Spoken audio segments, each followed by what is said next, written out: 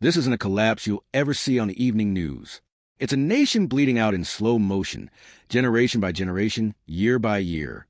The battlefield didn't just destroy tanks or cities. It consumed the future itself.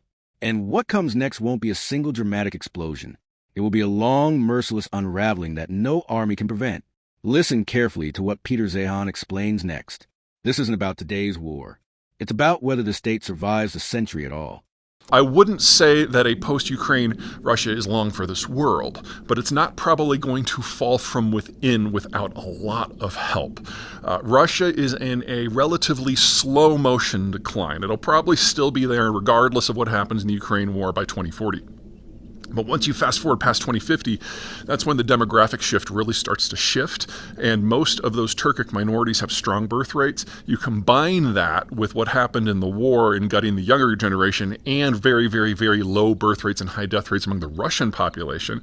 And by the time you get to 2060, you're in a very different environment, and then you can start thinking about an internal disintegration. But it's going to be from the outside first. And the end of all of this really does depend upon what happens to Ukraine, because if Ukraine falls, then the Russians have a more securable external border. That'll buy them 20, 30 years. That's not a rounding error. That's why they're doing it in the first place. But we are still looking at the end of the Federation before the end of the century. That's pretty much certain. Just a question whether it's front-loaded or not. What Zeihan describing is a nation hollowed out from within, where time itself has become an enemy. The losses of war are colliding with a collapsing population, producing a future with fewer workers, fewer soldiers, and fewer families left to hold the system together. External pressure will come first, exploiting weakened borders and restless regions. But the true rupture is not sudden. It is not imminent. It is inevitable. The only remaining question is whether history accelerates the collapse or allows the state to decay slowly into failure. What you just heard describes the destination of this war. Slow erosion, long unraveling, a future written not in headlines, but in demographics and time. Now we move from the distant horizon to the present moment, from theory to terror. Because while collapse may take decades, panic has arrived now, and has arrived in Moscow itself. The war no longer lives only in trenches, ruined cities, and burning front lines. It now lives beneath parked cars, behind apartment blocks, and inside the daily routines of Moscow's elite.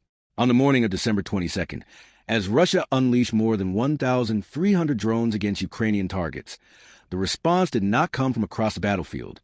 It came from inside the Russian capital. Quiet, precise, merciless.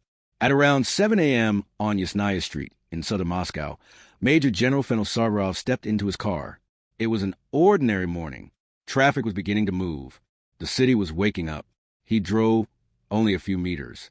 Then the world exploded. A powerful device hidden beneath the vehicle detonated directly under the driver's seat. The blast tore the car apart, shattered nearby windows, and destroyed one of the most sacred assumptions of Putin's Russia, that Moscow is untouchable. Sarvarov was rushed to the hospital, but the damage was irreversible. The man who helped shape how Russia fights its wars died from his wounds. This was not chaos. This was not random violence. This was an execution. Sarvarov was not just another officer. Born in 1969, he rose to become head of the Operational Training Department of the Russian General Staff. That role meant one thing. He was responsible for how Russian troops moved, how they trained, and how they killed. From internal conflicts to Chechnya, from Syria to Ukraine, his fingerprints were on the planning, the drills, and the doctrines behind Russia's most brutal campaigns. He was not the soldier pulling the trigger. He was the man who taught when to pull it. That is why his death sent shockwaves far beyond the blast radius. The explosion didn't just destroy a car. It destroyed the illusion of control. Russian media scrambled. Witnesses confirmed the scale of the blast. And when the spokesperson for Russia's investigative committee appeared before the cameras, her strained expression said more than her words ever could. She spoke of multiple investigative angles, but her emphasis pointed clearly in one direction: Ukrainian intelligence. That alone is a stunning admission. It means the Russian state is now acknowledging it cannot protect its own generals in its own capital. And this was not an isolated incident. The assassination of Sarvarov fits into a growing and terrifying pattern. Just months earlier, another senior figure, Lieutenant General Igor Kirov, was killed in a similar operation. Once again, a targeted strike. Once again, precision. Once again, silence from Kiev. No denial. No confirmation. Just a quiet confidence that the message had been delivered. That message is simple. You may fire on civilians. We will come for the architects. This is the moment the war changes character. The traditional front line fades, replaced by something far more unsettling. The conflict has entered bedrooms, parking lots, and morning commutes. Moscow itself has become contested ground. Since the invasion began, the Russian military has suffered a systematic erosion of its command structure, something rarely seen in modern warfare. At least 10 high-ranking generals have been eliminated through targeted actions. Lieutenant General Yaroslav Moscovic, another key general staff figure, was killed near Moscow in April 2025 by a car bomb. The capital ceased to be a sanctuary. It became a hunting ground. Others fell on the battlefield. Lieutenant General Oleg Tsokov, the operational brain of the 58th Army, was killed when a command center was struck in Berdyansk. Major General Sergei Goryachev was eliminated during Ukraine's counteroffensive from the air. Even retirement offered no protection. Retired Major General Kenem Bodsev, flying combat missions, was shot down over Luhansk. Earlier still, Major General Andrei Sukovetsky, commander of elite airborne forces, was killed by a sniper. The first warning that Russia's command protection was fatally flawed. Figures tied to Mariupol, Donbass, Kursk, some killed by missiles, others by drones, others by unseen hands. Each death left a void that could not easily be filled. Experience lost, knowledge erased, continuity broken. But Sarvarov's assassinations stand apart. When the man responsible for training the army is removed, the army's ability to adapt dies with him. Fear replaces planning. Paranoia replaces strategy. Now imagine the psychological impact inside Russia's military bureaucracy. Generals are no longer focused solely on maps and orders. They are checking under their cars, watching their mirrors, wondering who knows their routines. That is what losing the psychological war looks like. This operation goes far beyond one man. It exposes a catastrophic failure of internal security. The Kremlin now faces a realization that the war has penetrated deep inside Russia itself. These are not spontaneous acts. They are the result of a hybrid campaign, intelligence services, military planners, and shadow networks operating from within. Partisan groups, deep cover agents, and surveillance cells have turned everyday life into a vulnerability. Movements tracked, habits observed, weak point exploited.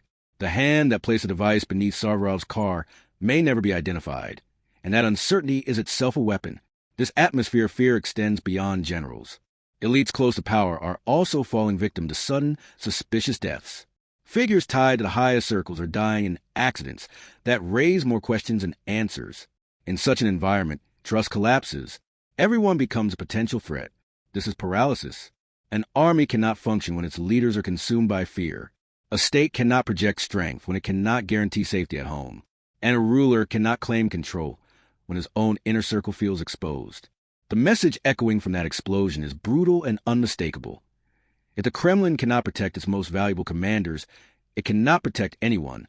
For Ukrainian civilians, the removal of figures like Sarvarov brings a grim sense of justice. The minds that plan the destruction of their cities are being silenced. For those who replace him, only one question remains as they sit behind his desk. When will it be my turn? The blast in Moscow killed a general. It may also have marked the death of an era. Russia can darken the sky with drones. It can strike cities. But power built on fear collapses when fear turns inward. Borders, missiles, and armies mean nothing when the war has already found you at home. Sarvarov drew up plans of death for others. His own fate was sealed in a Moscow parking lot. And now the Kremlin knows the truth it tried to deny.